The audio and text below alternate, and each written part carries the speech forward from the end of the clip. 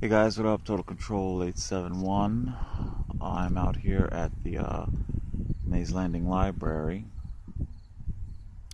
Uh, have our flag at half staff uh, in remembrance of the tragic loss of life out in Las Vegas.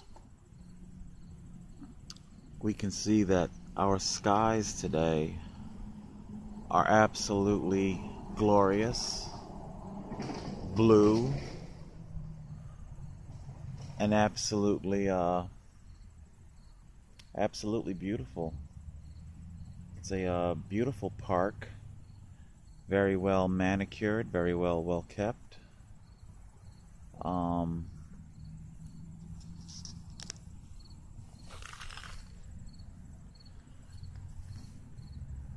Again, we have flags at half staff against a beautiful sky, very much indeed the way it was on 9/11 16 years ago. One of the things I remember about that day, when they closed the mall, like I had said, it was like last year or whenever, I was talking about how I worked at Sears in the mall during 9/11, and I remember that late morning, I'm on the bus stop waiting for the bus, and there I was, the sky was just so blue and eerily silent, because there is an airport near the mall where you would occasionally hear commercial aircraft coming and going. But on that particular day, the silence was only broken by the sound of military aircraft, fighter jets, rocketing across the sky. So much tragedy, so much tragedy. Anyway, alright, so I'm here today at the library. I'm going to take another stab at this legal brief. This is probably going to end up being the most primitive, the most crudely written legal brief in history. Then again, you never know. I understand inmates will do some of their own legal work, and their resources are incredibly limited, so I have no idea. Maybe this judge will have seen worse written legal briefs. Maybe not. I don't know. Like I say, all I can really do is my best. So I've been reading about the preparation of a legal brief, and from what I understand, one of the things that you're not allowed to do in the writing of this legal brief is draw conclusions. That's definitely going to be something I'm going to have to keep in mind. I do have control issues. I do feel like I have to point out certain things, and you have to understand, it's been so you would think that the cycling community is completely baffled as to how I've been losing these cases to date. But one thing that I have to take in, that I have to understand and come to terms with, is that this legal system in South Jersey, it is indeed corrupt. It's not the musings of a paranoid mind. It is very much indeed a correct and apt assessment of the situation. I mean, there is literally no other possible explanation as to how a person who is charged with a crime is not allowed to read their charges, not allowed to question and cross-examine their witnesses, their accuser, on said charges, on the reading of the law. So I'm not allowed to draw conclusions. Like, I definitely can't say that Rosenberger and the prosecutor and the police department, Egg Harbor Township Police Department, all colluded together. I can't do that. So my legal brief is pretty much going to end up looking like just a bullet point presentation, I guess. All I can do is just state facts. I was not allowed. It's factual that I wasn't allowed. I can't say that I wasn't allowed due process. So that's what I'm trying to make clear here, is that it's very hard for me to have to trust a legal system that's already proven itself to be so corrupt to date. Trust that whatever judge presides over this appeal, that they're going to, number one, have the integrity and personal resolve and willingness to see how I was denied justice, denied due process. So yeah, that's what I'm gonna have to do here. Let's see what else is going on. I'm out here soaking in this sunshine. I'm trying to the day, it's so beautiful. It's so sad that it has to be marred by the facts of my life. I'll put it to you like this, because I know there are definitely my hecklers out there who believe that I am just simply crazy for doing what the state of New Jersey told not just me, but its entire cycling community, everybody riding a bicycle within the state of New Jersey. This is what it tells us to do under narrow lane width conditions. So this means, under that logic of what the police department have done, they could pull you over and say to you, do you know why I pulled you over today? And you say, no, officer, I have no idea. I thought I was doing everything right. I couldn't help but notice that you have a seatbelt on. Yes, that's right, officer. I have my seatbelt on. Okay, I'm going to go ahead and write you a ticket for that. What? What? And later in court, when you would go to fight this thing, you're revved up, you're psyched. I'm going to totally annihilate this cop on the stand. He's fucking nuts. He's fucking crazy. And of course, when you go to, the first thing out of your mouth is going to be the law.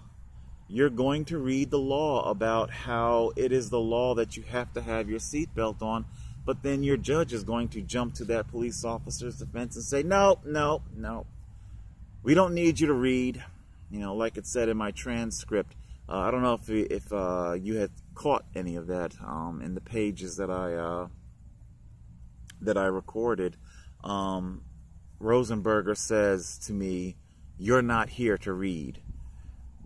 That's a very, very troubling statement to say to somebody.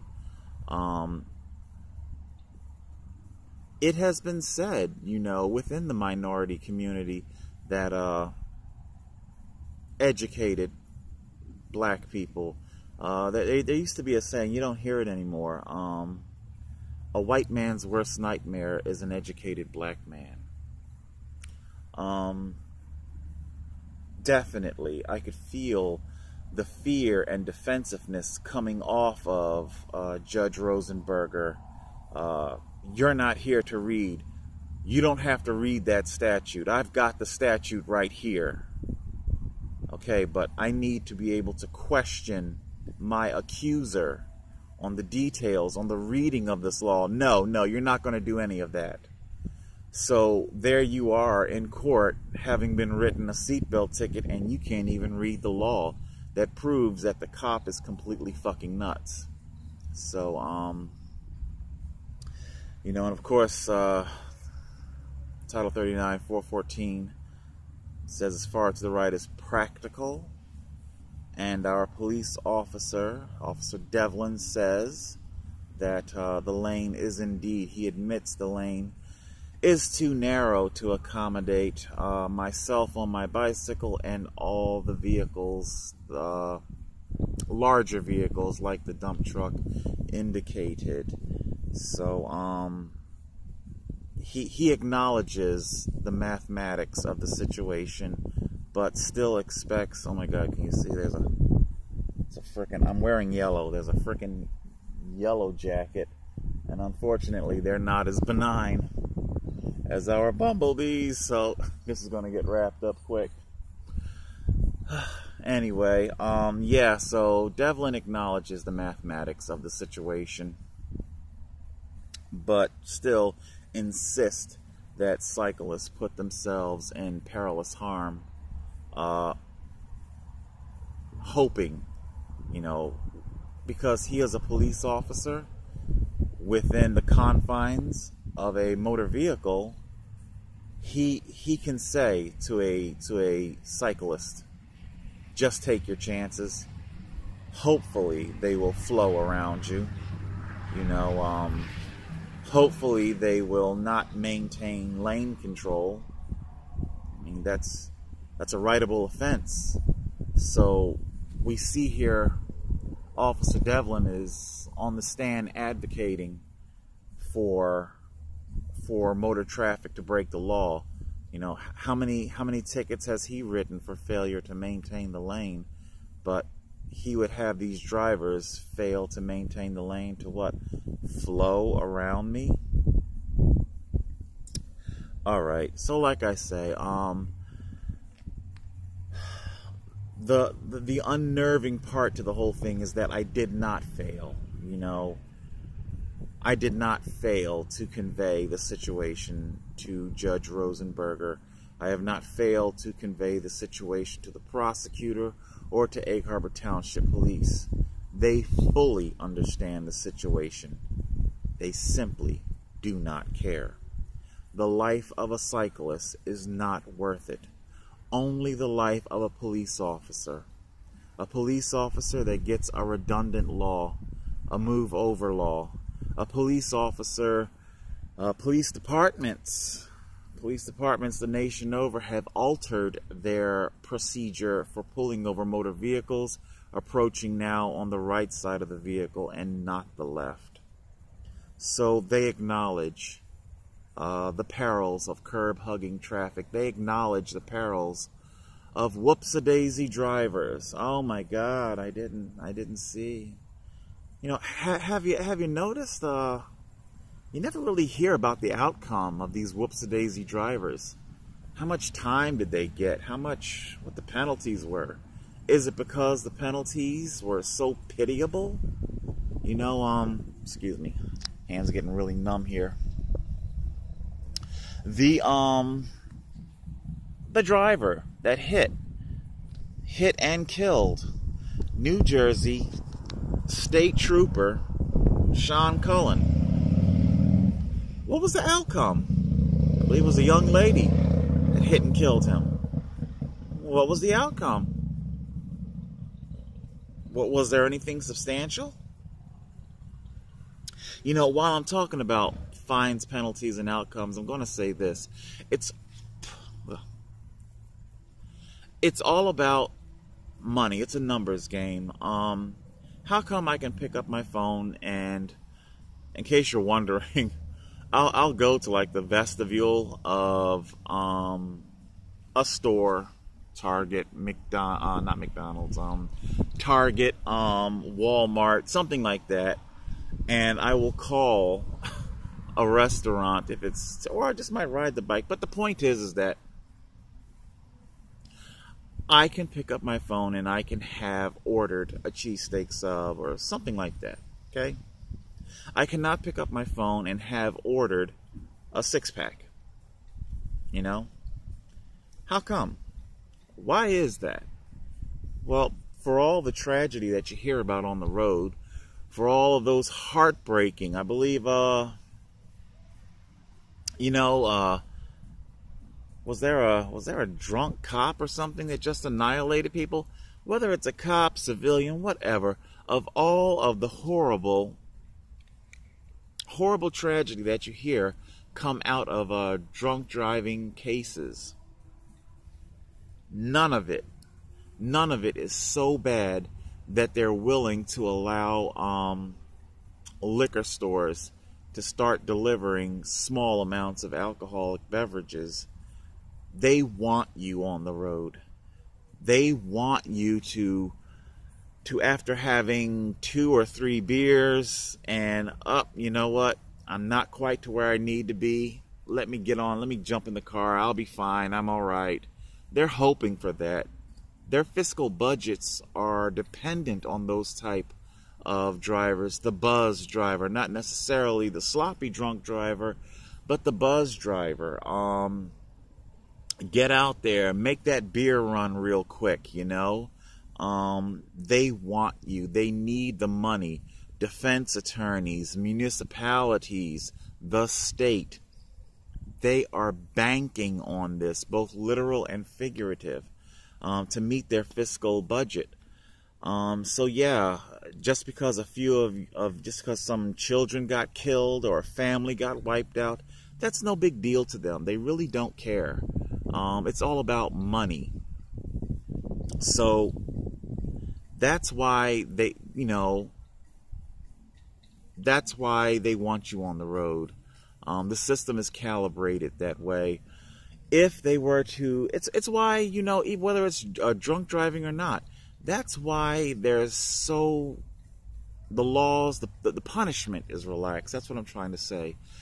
The punishments for having killed somebody in a car, it's nowhere near as stiff as you would think it would be, whether they're drunk or not, because the system, the government, they're terrified that drivers will be too terrified to take to the road. Oh my God, forget it. Let's stick with public transportation. It's too dangerous. You get involved in an accident, next thing you know, you're locked up for the rest of your life. So that's the whole point that I'm trying to make here. Because of all the revenue, that big auto insurance, the money you pay in fines, traffic tickets, defense attorneys, because there's so much money involved in all of that, they are willing to relax the punishment. Okay? For them, it's all about money. And just because people got killed, it's not that big of a deal. All right, guys, I hope I made my case here. That's what I'm dealing with. Let me get inside this library and take a crack. All right.